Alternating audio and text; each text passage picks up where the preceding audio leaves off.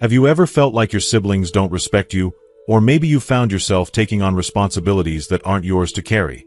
Do you often feel that family conflicts are too complicated for you to intervene in, yet you still feel compelled to help? If any of this resonates with you, then keep watching. In this video, we're going to dive deep into the unspoken rules of sibling relationships, the things you should never do when dealing with family matters. From respecting their boundaries to understanding their needs, these insights will not only help you avoid common mistakes but also strengthen the bond with your loved ones. Why is it important to get these things right? Because family is the foundation of everything. Understanding the delicate balance of respect, boundaries, and responsibility is key to creating lasting, meaningful relationships. You'll learn why intervening in their lives can backfire, how to offer support without taking over, and why it's crucial to allow your siblings to live the life they choose. By the end of this video, you'll have a clearer understanding of how to navigate family dynamics with wisdom and care. Plus, you'll gain practical tips that can help you avoid unnecessary conflicts and create a more harmonious relationship with your siblings. So if you want to improve the way you connect with your family and gain insights on how to foster mutual respect, keep watching until the end. Trust me, it'll be worth it. If you are not subscribed, I recommend subscribing and activating the notification bell so you don't miss any videos. Your support means a lot to me, and if you enjoyed this video, you can help me continue spreading the valuable lessons by liking and sharing it. 1. Do not forgive others on their behalf.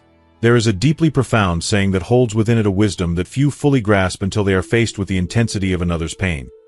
Do not advise someone to forgive unless you have truly felt the weight of their suffering. This simple yet powerful truth serves as a reminder that empathy is not something we can manufacture from a distance. It must come from a place of deep understanding, born from having felt the very emotions we wish to understand.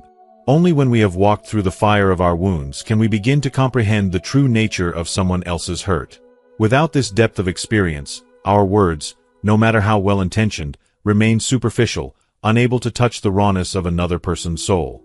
When it comes to our siblings, those who share not just our blood but our deepest memories, the stakes of emotional conflict are even higher. The bond we share with them is one of the most sacred relationships we will ever know.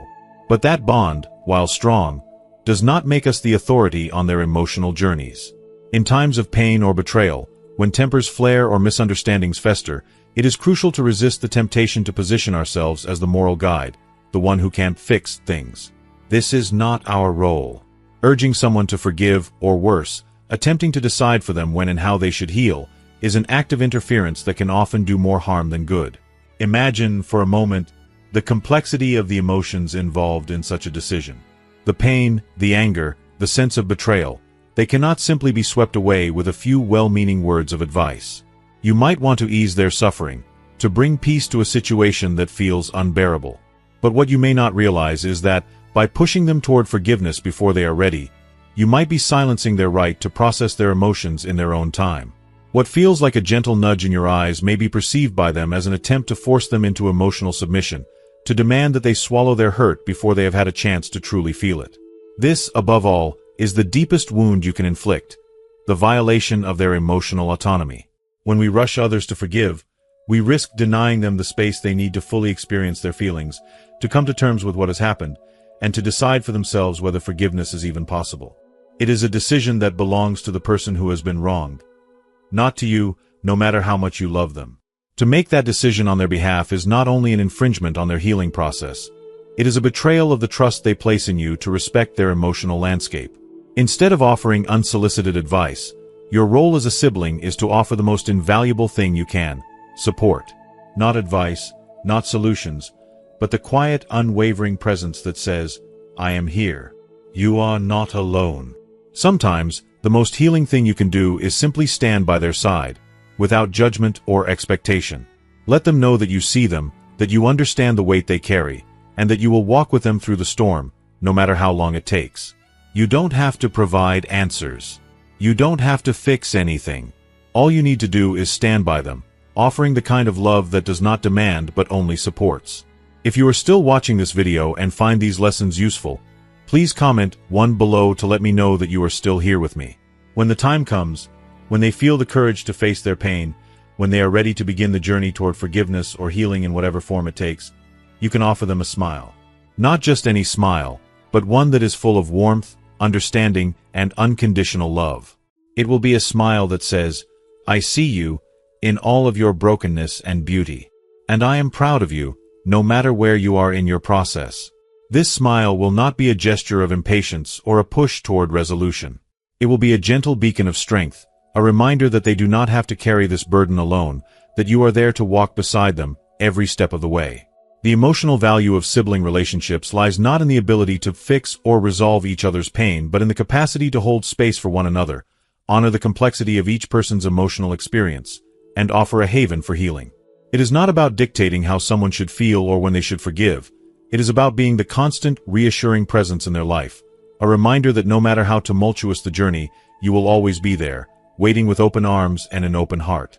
True healing comes not from external pressure but from within, from the quiet courage to face the truth of one's emotions and choose the path that feels right, even if that path is uncertain, jagged, or slow. The greatest gift we can give our siblings is not our opinions on how they should heal, but our unwavering support, our patience, and our love. In this way, we help them find their strength, their path toward forgiveness, if and when they are ready to take it. 2. Do not solve family matters for them. There is an ancient saying, "Even a good official has trouble with household matters." This piece of wisdom reflects a reality that transcends time and cultures. Family matters are seldom as simple as they appear. They are not linear problems to be solved, but intricate webs of emotions, shared histories, and deeply ingrained patterns. What may seem like a straightforward issue to an outsider is often rooted in years of unspoken words, subtle actions, and complex dynamics that only those directly involved can fully understand. Family relationships are an enigma, and their intricacies can defy even the sharpest observer. Yet, at the heart of these complications lies the resilience of familial bonds. Despite misunderstandings, disagreements, and even moments of deep hurt, family members often find ways to return to one another. It's not because the pain is trivial or the challenges easy to overcome, but because the love and responsibility they share act as an invisible thread pulling them back together. Families are bound not just by blood, but by the collective experiences and emotions that form the foundation of their unique culture. Every family has its way of communicating, resolving conflict, and healing wounds. These patterns, while imperfect, are sacred and uniquely theirs. As an outsider to a sibling's family, it's natural to want to help when we see them struggling. Our love for them can ignite a fierce desire to step in, protect, or fix what we perceive as broken. But we must remember that no matter how pure our intentions are, we cannot see the full picture from the outside. The intricacies of a family's dynamics, their private hurts, their silent understandings, their unspoken rules, are not ours to fully know. Even if we believe we understand, our perspective is inevitably limited. When we act without this full understanding, we risk misjudging the situation and, worse, imposing solutions that don't fit their reality. What's more, when we insert ourselves into these intimate matters, we may unintentionally disrupt the fragile process of healing that only they can navigate. Families are complex ecosystems, where balance and resolution often arise organically through shared effort, communication, and time. Intervening, even with the best of intentions, risks throwing this delicate balance into disarray. We might solve a surface issue, but at what cost? The deeper tensions that only they can address may remain unresolved, festering beneath the surface, or worse, resentment may grow, not just toward each other but also toward us for overstepping. It's important to recognize that even a positive outcome, one that appears to solve the issue at hand, may not be received as such by the family involved. Resolution, in the context of family, isn't just about solving a problem. It's about the journey of navigating challenges together. When we interfere, we rob them of the opportunity to grow through their struggles, rebuild trust in their way, and emerge stronger on the other side. The right to resolve these issues belongs to them, not us. This is why wisdom lies in knowing when to step back. Restraint is not a sign of indifference, but of profound respect for the autonomy and strength of our loved ones. It takes emotional maturity to resist the impulse to fix, to trust that even in the messiness of their struggles, they are capable of finding their way. Overzealous intervention, no matter how well-meaning, often leads to unintended consequences. It can leave siblings feeling judged, disempowered, or resentful, even if we believe we acted out of love. Instead, the most meaningful support we can offer comes not from interference but from presence. We can stand beside them, a steady and unwavering source of love and encouragement, without inserting ourselves into their process. By showing that we trust their ability to handle their challenges, we affirm their strength and independence. We send a powerful message. I believe in you. I am here for you, but I respect your ability to navigate this in your way and in your time. This doesn't mean turning a blind eye or withholding care. On the contrary, it means practicing a deeper, more thoughtful form of love, one that honors their individuality and respects the sacred boundaries of their family unit. It means offering a listening ear without judgment, a shoulder to lean on without pushing advice, and a quiet confidence in their resilience. In doing so, we create a space where they feel supported but not pressured, loved but not controlled. Family matters, with all their messiness and complexity, are a part of what makes life so deeply human. When we respect the boundaries of those we love, we give them the gift of trust and the dignity of solving their challenges in their way. At the same time, we strengthen our relationships with them by showing that our love is not conditional on their actions or outcomes but rooted in a deep appreciation for who they are.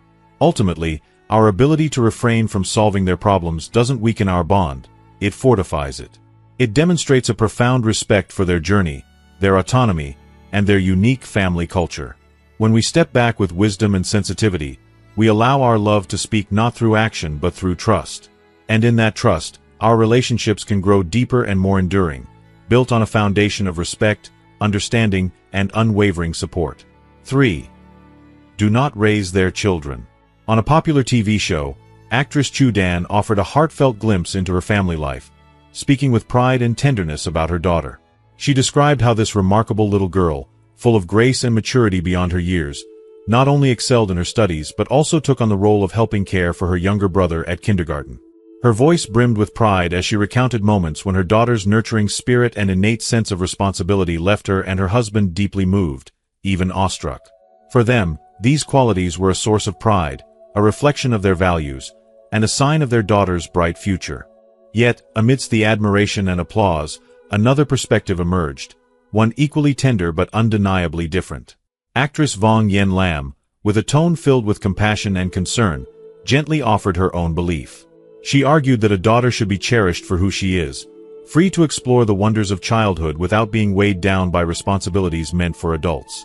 She spoke of how every child has an independent personality that deserves room to flourish and grow, rather than be shaped by burdens too heavy for their young shoulders. To her, childhood is a fleeting, sacred time, a time for laughter, play, and self-discovery, not for shouldering the expectations or duties of others. Both perspectives, though seemingly at odds, reveal profound truths about the complex and deeply personal nature of parenting. There is no right or wrong answer here, no universal guidebook that dictates the perfect way to raise a child. Instead, these differing views underscore the diversity of values, experiences, and dreams that parents bring to the sacred role of caregiving. Some parents prioritize discipline and responsibility, believing these traits will pave the way for their children to become accomplished, respected individuals.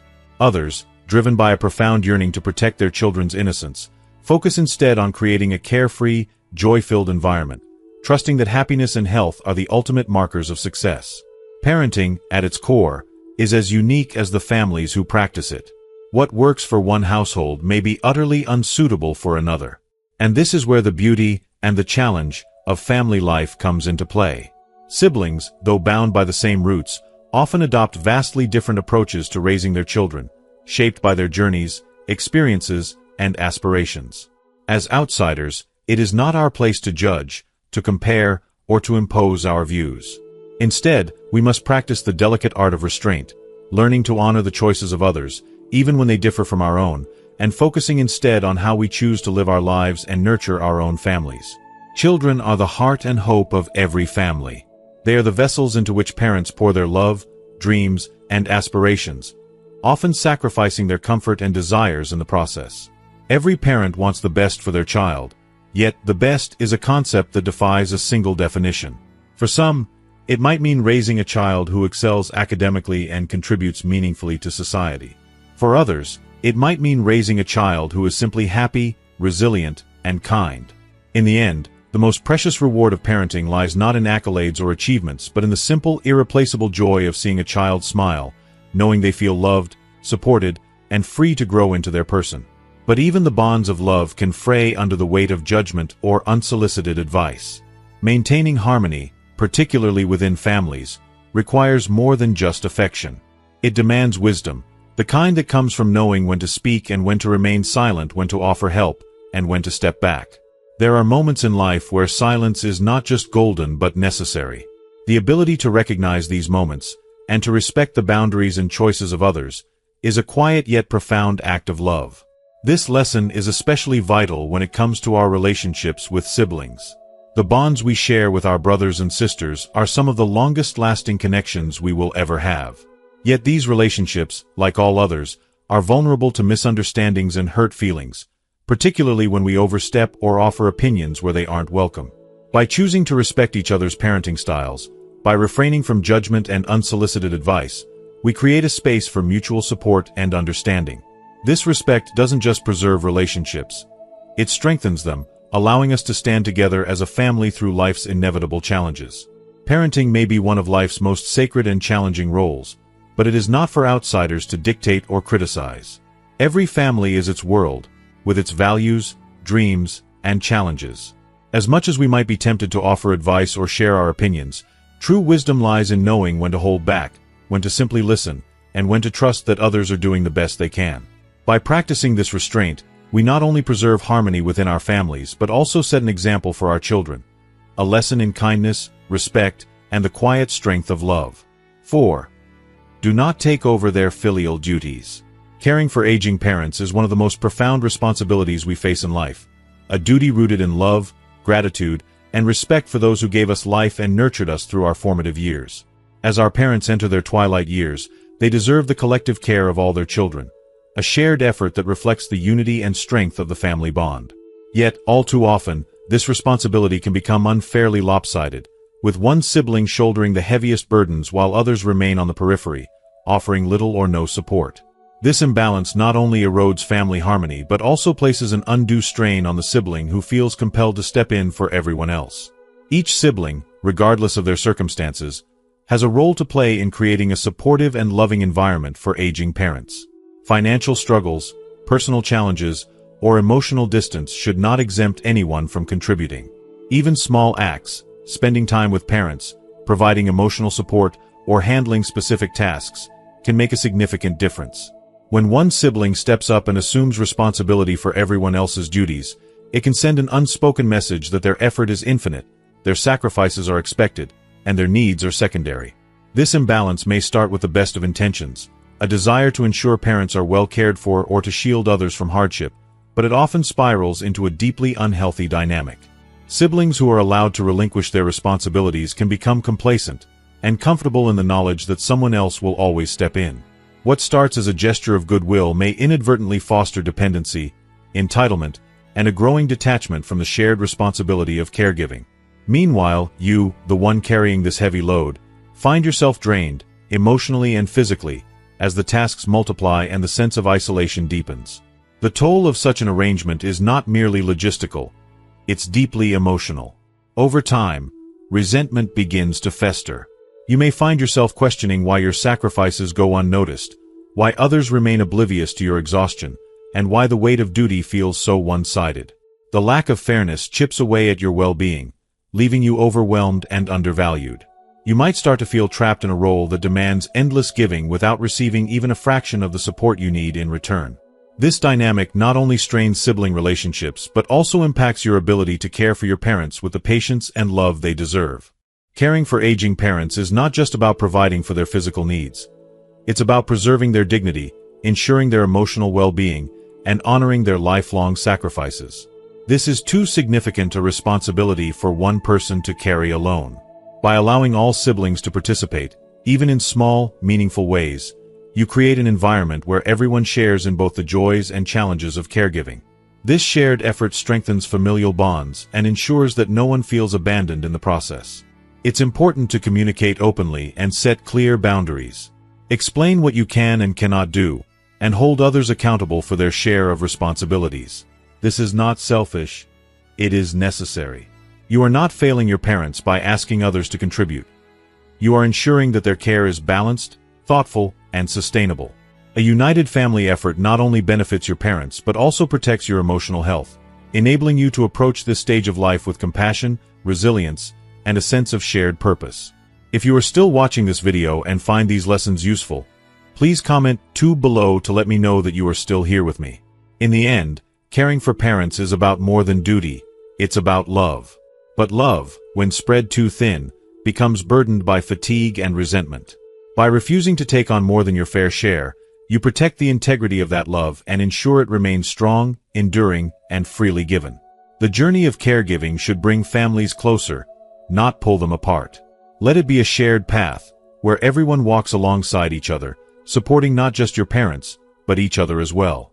5. Do not plan your life for them. In W. Somerset Maugham's timeless novel The Razor's Edge, we meet Larry Darrell, a man transformed by his experiences in the crucible of war.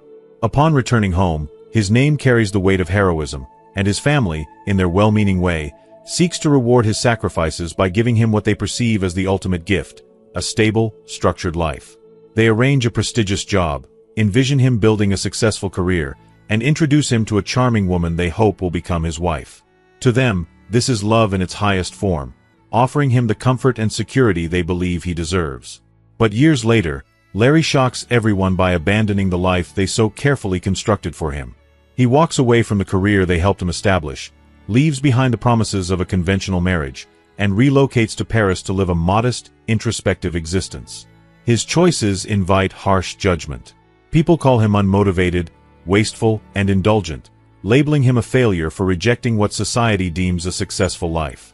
Yet, none of them grasp the depth of his inner struggle or the courage it took to break free from the expectations imposed upon him. Larry wasn't running away from responsibility. He was running toward a life that felt true to his soul.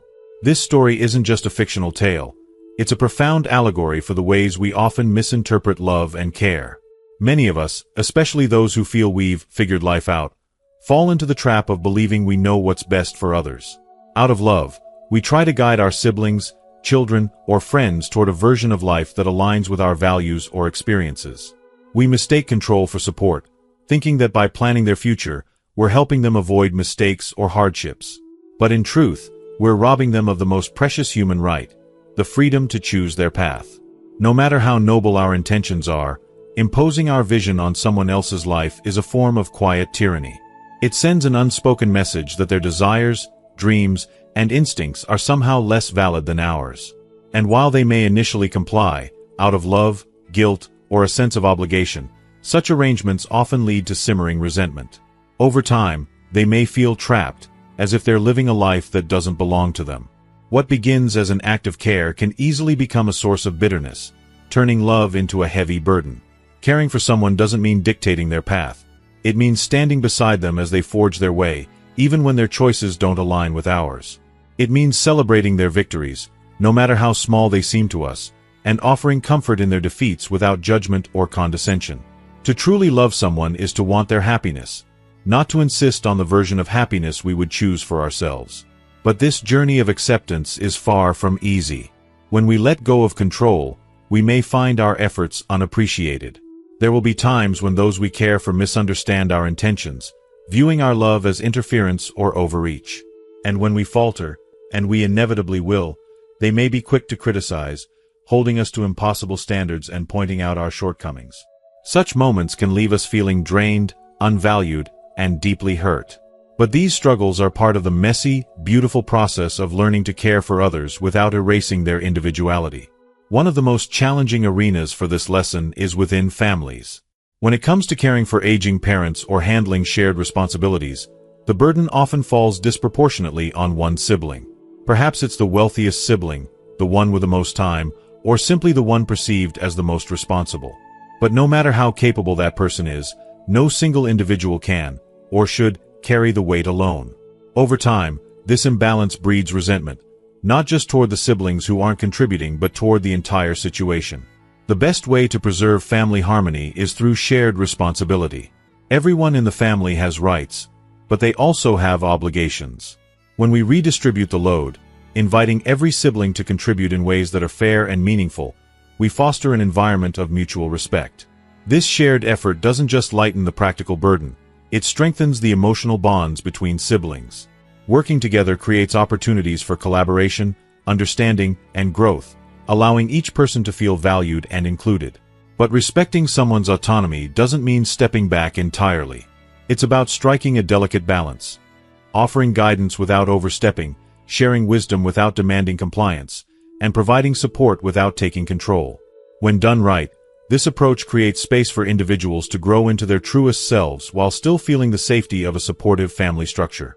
At its core, the ultimate goal isn't just to manage responsibilities, it's to build a harmonious, happy family.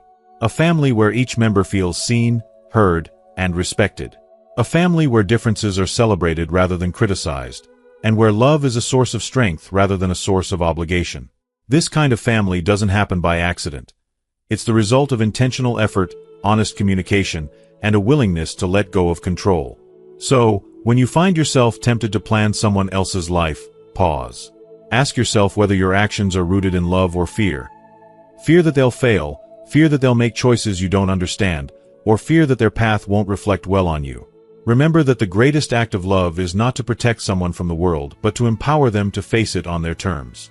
Trust in their ability to navigate life's challenges, and trust that their happiness, however it looks, is worth celebrating. In the end, the most meaningful gift we can offer our loved ones is the freedom to be themselves. And when we do this, when we let go of the need to control and instead choose to support, encourage, and respect, we create families that are not just functional but deeply fulfilling. Because a family built on love, trust, and mutual respect isn't just a source of strength, it's the foundation for a life well lived. Why your siblings don't respect you. 3 profound reasons might explain the lack of respect you feel from your siblings, and the emotional depth of this issue runs far deeper than what meets the eye. Psychologist Jabe has long argued that the fundamental nature of human beings is a deep, almost primal desire to be seen, heard, and validated by others. Indeed, respect is not merely an internal longing. It is a vital cornerstone of human communication and connection. Respect is the bridge that binds us to one another, offering not only a sense of self-worth but also a sense of belonging within our communities. From a broader social perspective, the relationships we form with others, friends, colleagues, acquaintances, are often fragile and transactional. They ebb and flow with circumstances, and we cannot always rely on them for support in our moments of greatest need. But the people we expect to rely on for unconditional love and unwavering support are our families. They are meant to be the bedrock, the haven that shields us from life's storms.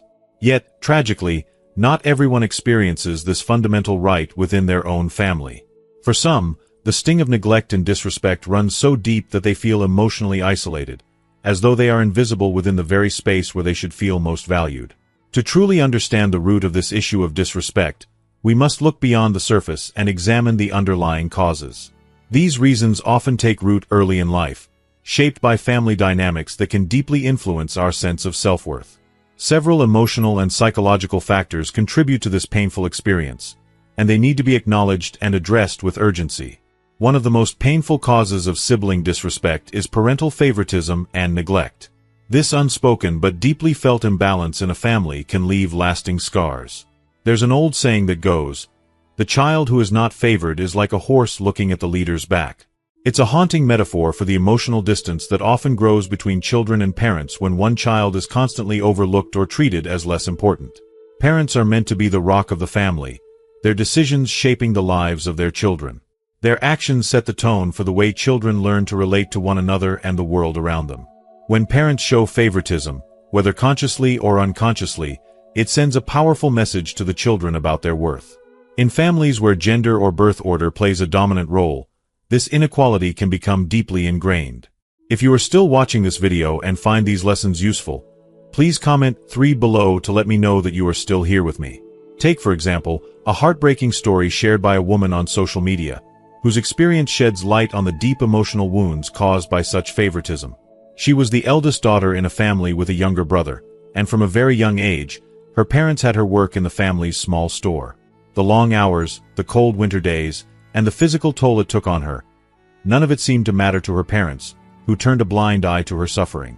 She recalls how, as the harsh winter chills set in, her hands would crack and bleed from the cold, but her parents paid it no mind. When her younger brother was old enough, they immediately installed a heater in his workspace, fearful that he would catch a cold. Yet when she suggested they install a water purifier to improve the water quality in the store, her request was quickly dismissed. It was a small but telling moment, one that spoke volumes about the way her needs were overlooked and minimized. And when she became ill, with symptoms of gallstones and acid reflux, her parents told her simply to bear it, brushing aside her pain. Only when the suffering became unbearable did she seek medical help on her own. What's truly heartbreaking is that this lack of respect didn't end when she grew up. Even as an adult, married with children of her own, she still found herself trapped in the same patterns of disregard. Only when her mother became ill did she receive a phone call, not out of love or care, but out of necessity, asking her to come cook and help manage the store. It was a call that spoke volumes, one that left her feeling more like a servant than a daughter, and it was a painful reminder of the disrespect she had endured her whole life. This painful reality is a reflection of how deeply the wounds of favoritism and neglect can run within a family, and how these unresolved dynamics can destroy a sibling's sense of self-worth, respect, and connection. When one child feels invisible, unimportant, or unworthy of love and care, it inevitably affects the entire family structure. The lack of mutual respect creates a toxic environment where emotional distance and resentment grow. And when this dynamic goes unaddressed, it festers, creating divisions that can last a lifetime. Understanding and acknowledging these emotional wounds is the first step toward healing, but it requires courage, empathy, and the willingness to confront uncomfortable truths about family dynamics. Respect, once fractured, takes time to rebuild. But it begins with recognizing that every person in the family, no matter their gender, birth order, or role, deserves to be seen, heard, and valued. The path to reconciliation may not be easy, but it is possible. Only through open-hearted communication and a willingness to heal old wounds can the respect that was lost ever be restored. How being unreliable affects your family. When you become someone your family can no longer depend on, the consequences ripple through every connection, leaving emotional scars that can last a lifetime. It's easy to blame them for their distance or coldness, but the truth is that their hesitation to engage with you often stems from the painful reality of your unreliability. If you've earned a reputation as someone predictable or unable to fulfill even the most basic promises, shifting that image is an immense and often heartbreaking challenge. People, especially those closest to us, are naturally drawn to those they can count on, to the ones who offer support, comfort, and stability. When that support is absent, when your words fail to match your actions, when you can't deliver when they need you most, it creates a chasm between you and those who once trusted you. If your family reaches out in times of need, seeking your help, your advice, your encouragement, and you're unable to offer anything more than empty words or complaints, you begin to erode the very foundation of your relationships. They may ask for your assistance, but if you have nothing to give, whether it's financial support, emotional strength, or simple guidance, the disappointment weighs heavily. Over time, what was once a strong bond starts to dissolve, leaving behind a shadow of what could have been. For those who are already struggling, who are barely holding on to themselves, the absence of your support can feel like a deeper form of abandonment. If the reason for your inability to help is rooted in laziness or a lack of effort, the hurt grows even more bitter. It is one thing to be in need, but to also lack the will to rise above your circumstances for the sake of your loved ones can be a devastating blow. As the distance between you widens, the emotional pain intensifies, and the desire to offer further help or compassion fades. Eventually, your family may no longer see you as a source of strength, but rather as a drain on the limited energy they have left to give. The result is a slow, almost imperceptible erosion of trust, love, and connection that can leave everyone involved feeling isolated and unloved. So, what have we learned today about the impact of being unreliable on our family and relationships? The key takeaway is that reliability isn't just about being there when it's convenient. It's about showing up consistently, offering support, and taking responsibility for our actions. Trust, once broken, can be hard to rebuild, but it's not impossible if we're willing to make the effort to change. I'd love to hear from you. What's one thing you've learned from today's video that you will bring into practice in your own life? Please share it in the comments below. How will you work on becoming a more reliable and supportive person for those you love? If you found this video valuable, don't forget to leave a comment, like, share, and subscribe to our YouTube channel for more content on healthy relationships, personal growth, and living a fulfilling life. Your support means so much to us. Thanks for watching, and I'll see you in the next video.